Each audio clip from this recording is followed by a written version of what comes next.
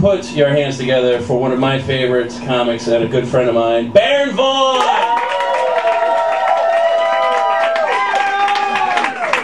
Thank you very much, Matt. Jenny. I like that you said the bedbug craze like it was a band. The bedbugs went biting. Alright. Cary Grant.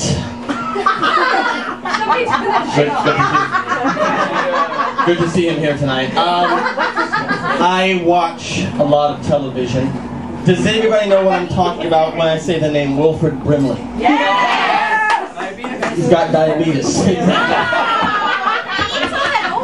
That's a great commercial, and he says it in such an original way. And then there's also a commercial with, because we don't know, like people like our age don't really know who he is. Like people are older that watched the show he was on that are now card-carrying AARP members know who he is, which is who he's speaking to. You know, there's another one with Tom Bosley.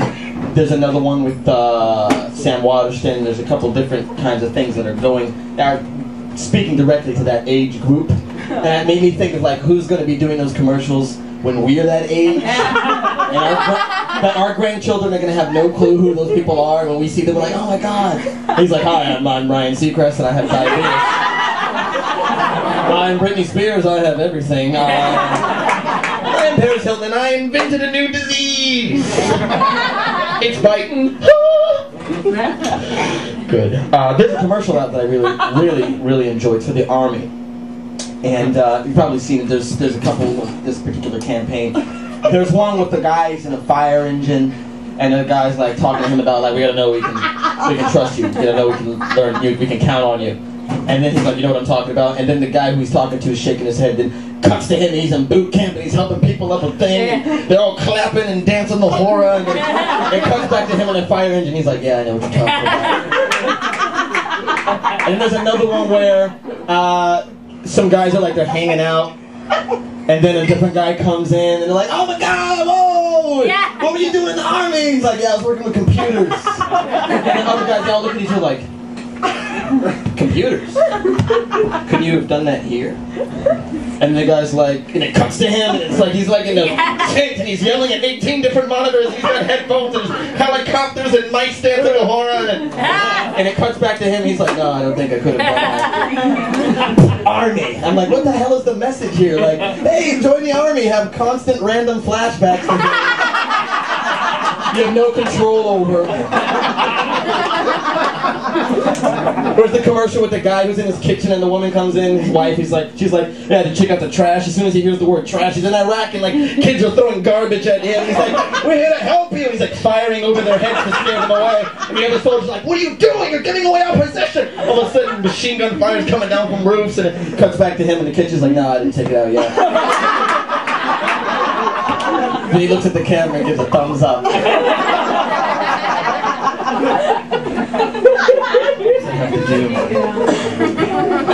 I keep getting weird songs stuck in my head.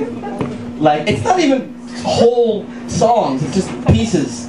I get pieces of songs that I haven't heard the whole song, that particular part looped over and over in my head, and I can never get it out of my head. And it has a lot to do with those commercials for like the Rhino, compilations. And there's this one, it's like the hits of the 70s, and like I had the order that they played it in the commercial stuck in my head, you know? Where it's like, I saw my mama cry.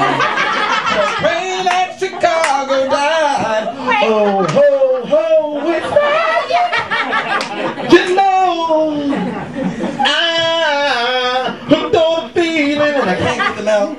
The only way I can do it is by listening to the whole song, and every time because the reason is because when I hear the whole song finally, I'm extremely disappointed. Because that's not, you ever done that? You have a piece of a song and you invent the rest of the song in your head, and I do that, and I make these gigantic, fantastic operas that when I hear the whole song, I'm like, this is nothing like what I had in my head. Like, I had a whole opera around the lines of, I like the nightlife, I like the boogie, I'm a disco ride, yeah. And when I heard the song, I was so like, what the fuck? At no point in the song does Martin Luther King sword fight dragons. Bullshit. I know much is true. And when I heard the whole song, I'm like, what? Slobodan Milosevic does not team up with Bishop Desmond Tutu and create White Knights 2. What the hell is going on? Let's dance. And when I heard that, I'm like, damn it. This is not a song about my parents having approval of everything that I've done with my life. Man can dream. Where else should I go with this? I'll tell you this, I'll go on a solid note, kind of relating to what Jenny and Matt were talking about earlier. I was thinking the other day, because I rented the second season of The L Word on DVD, and in the second to last episode of the second season, Melvin, who is Kate and Bet's father, dies, and no, don't tell me. well, Ossie Davis, who actually did die in real life, Negro Ensemble Company. And it had me thinking about death. You know, it had me really thinking about death. And I was sitting there, at 4 o'clock in the morning in my bed with my electric blanket, bawling. And I turned off the DVD and took my head under the covers. It was completely dark, and I was just thinking about dying. I was thinking about what's it gonna feel like? To feel the sensation of life leave my body. The feeling of the absence of feeling. I'm like, what am I going to do? What am I going to leave for my kids, my family, my friends that are going to remember me? And then I remembered that I have a blog. And that'll always be there, So when my kids are like, what sort of man was he? They can go to my blog and they can know that I was never able to commit to that either. So that's a good thing. One last thing. I saw a strange thing the other day. I was walking down the street. I saw this homeless guy and he was sitting there. He's like, yeah, I'm homeless. Happens. And then, and he had this cat. He had this pet cat that was had this glazed over expression, I'm Alex Winter, he had this same, and I was looking at them, and first of all, there's an influx of homeless people with pets. Does anyone else? Yeah. It's they've all got dogs and parrots. Give us money and turtles. I'm like, leave. Obviously, this hasn't worked out for you. And I was fascinated by the relationship, because I sat across the street and I looked through my binoculars and I, observed them for a few hours, and I quickly determined that the cat was the alpha in the relationship. Obviously that cat was responsible for every bad financial decision that had gotten them to where they were. Because I was going to give them some money, but I'm like, that guy's just going to go buy drugs for that cat, Because they had $15 and the guy was like, okay, what should we do? We should get some food or maybe a tie? I can go get a job interview. And the cat was like, fuck that knuckle. Get some catnip in this motherfucker, you know what I'm saying? Maybe put the marijuana plant up in this. Why are you talking like that? You're not even black, you're a tabby. I talk like a lights! Did you just quote Leroy's line from the movie Fame? And then the cat slapped him. And bitch pawed him. And I'm looking like, what the hell's going on? I go over, I'm like, yo, cat, you can't treat this guy like this. And the cat's like, get off my shit! And then he challenged me to a freestyle rap battle for control of the relationship. And I was like, yo,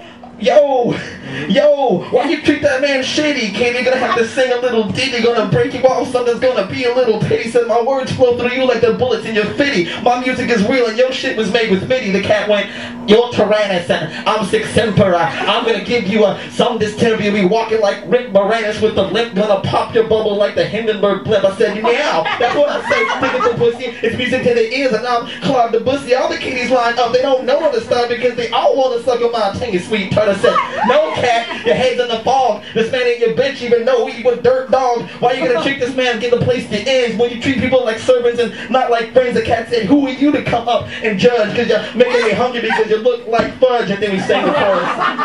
You are a cat and I am a man. Of your tactics, I ain't a fan. We both have flaws but we're somehow perfect. Gonna retract my claws because I mean no disrespect. And then we laugh. But it's an NC Scat Cat, where are they now? Let's show you guys know. So thank you very much, I'm Darren, everybody.